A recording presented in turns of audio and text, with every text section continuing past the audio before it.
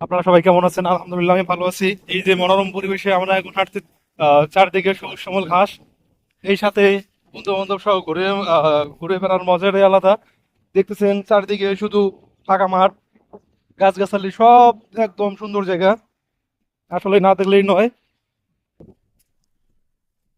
গ্রাম্য পরিবেশ, এই গ্রাম্য পরিবেশ আসলে এই শহরে যে আমরা যে শহর থাকি সেটা কেউ বিশ্বাসই করবে না। এরকম পরিবেশের জায়গা যদি কেউ দেখে, আসলেই খোলা মাঠ, ফসলি জমি, সবজির মাঠ, সবকিছু অনেক সুন্দর। আসল জায়গাটা মাঝে মাঝে যদি এখানে আসা যায় তাহলে অনেক সুন্দর লাগতো। মিলন, এখানে আসার পর তোমার অনুভূতিটা কিরকম হলো একটু জানাও। ভাই আমার সেই লাগতেছে ভাই। কঠিন মানে বাতাস, এত সুন্দর মধুর বাতাস, মানে আমি এই শহরের বন্দি ইয়ায় ঢুকে মানে পাচ্ছি না। এটা আসলে অনেক বাতাসটাও সুন্দর। সুন্দর, মানে সুন্দর বাবা। এই যে গেঞ্জি গেঞ্জি বাতাসে চারিদিকে মনে করো white color, মানে সুন্দর লাগতেছে গাছ গাছালি প্রকৃতির যে একটা মানে কি জানি একটা মানে মানে দেখি সৃষ্টিকর্তা মানে নিজ হাতে এখানে দিয়ে দিছে।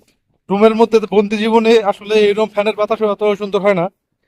আসলে আমরা প্রাকৃতিক পরিবেশের মাঝে আসার পর আসলে অনেক সুন্দর অনুভূতি তৈরি হয়েছে। না এই যে ঘাস বাড়ি, এটা কি শাক বাড়ি না? এটা হলো শাকবাড়ি, শাকবাড়ি। শাক বাড়ি দিয়ে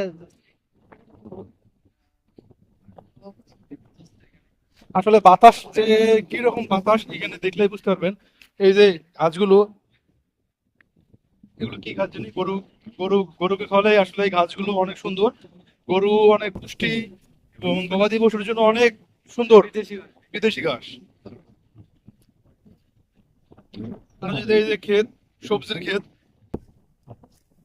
চারদিকটা দেখাই।